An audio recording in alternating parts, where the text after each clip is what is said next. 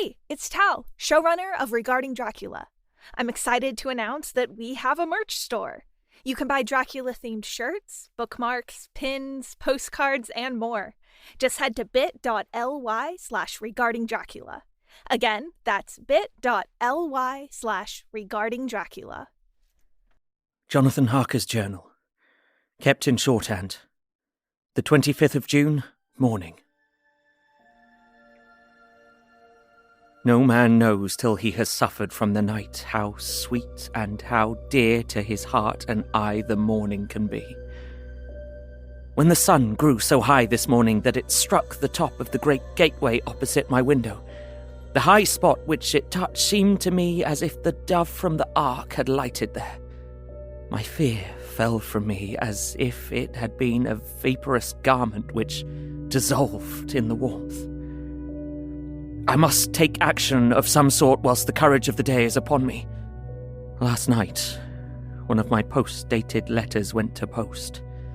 The first of that fatal series which is to blot out the very traces of my existence from the earth. Let me not think of it. Action. It has always been at night time that I've been molested or threatened, or in some way in danger or in fear. I've not yet seen the Count in the daylight. Can it be that he sleeps when others wake? That he may be awake whilst they sleep? If only I could get into his room. But there is no possible way. The door is always locked, no way for me. Yes. There is a way, if one dares to take it. Where his body has gone, why may not another body go? I have seen him myself crawl from his window. Why should not I imitate him and go in by his window? The chances are desperate, but my need is more desperate still. I shall risk it. At the worst, it can only be death. And a man's death is not a calf's, and the dreaded hereafter may still be open to me. God help me in my task. Goodbye, Mina, if I fail. Goodbye, my faithful friend and second father. Goodbye, all. And last of all, Mina. Same day, later. I have made the effort, and God helping me have come safely back to this room. I must put down every detail in order. I went, whilst my courage was fresh, straight to the window on the south side, and at once got outside on the narrow ledge of stone which runs around the building on this side. The stones are big and roughly cut, and the mortar has by process of time been washed away between them. I took off my boots and ventured out on the desperate way. I looked down once, so as to make sure that a sudden glimpse of the awful depth would not overcome me, but after that kept my eyes away from it. I knew pretty well the direction and distance of the Count's window, and made for it as well as I could, having regard to the opportunities available. I did not feel dizzy.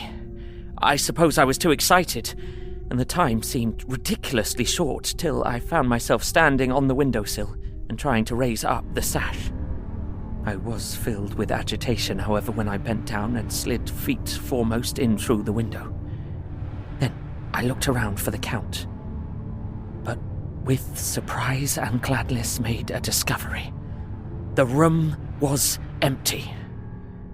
It was barely furnished with odd things which seemed to have never been used. The furniture was something the same style as that in the south rooms and was covered with dust. I looked for the key, but it was not in the lock, and I could not find it anywhere. The only thing I found was a great heap of gold in one corner. Gold of all kinds. Roman and British and Austrian and Hungarian and Greek and Turkish money covered with a film of dust, as though it had lain long in the ground. None of it that I noticed was less than 300 years old. There were also chains and ornaments, some jeweled, but all of them old and stained. At one corner of the room was a heavy door. I tried it, for since I could not find the key of the room or the key of the outer door, which was the main object of my search, I must make further examination, or all my efforts would be in vain. It was open. and led through a stone passage to a circular stairway which went steeply down.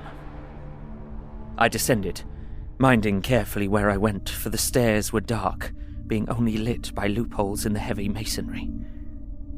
At the bottom, there was a dark, tunnel-like passage, through which came a deathly, sickly odour. The odour of old earth newly turned. As I went through the passage, the smell grew closer and heavier. At last, I pulled open a heavy door which stood ajar, and found myself in an old, ruined chapel, which had evidently been used as a graveyard. The roof was broken, and in 2 places were steps leading to vaults, but the ground had recently been dug over and the earth placed in great wooden boxes, and manifestly those which had been brought by the Slovaks. There was nobody about, and I made search for any further outlet, but there was none.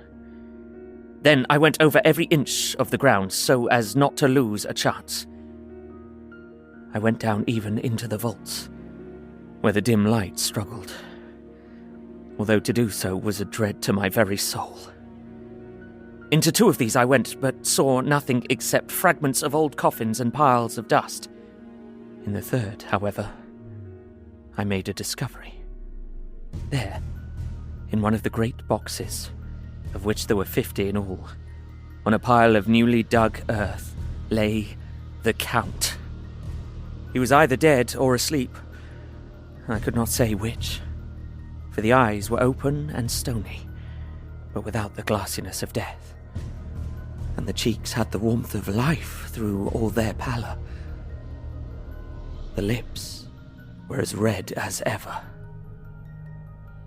But there was no sign of movement, no pulse, no breath, no beating of the heart.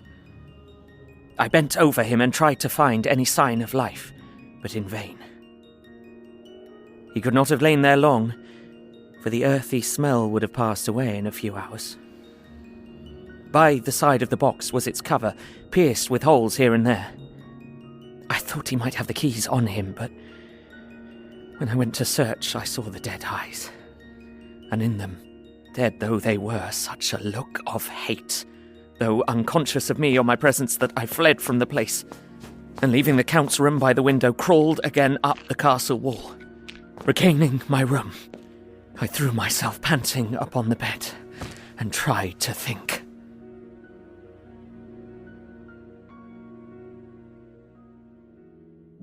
This episode featured Ben Galpin as Jonathan Harker, dialogue editing by Stephen Indrisano, sound design by Tal Manier. Featuring music by Travis Reeves. Produced by Ella Watts and Pacific S. Obadiah, with executive producers Stephen Indrisano, Tal Manier, and Hannah Wright. A Bloody FM production.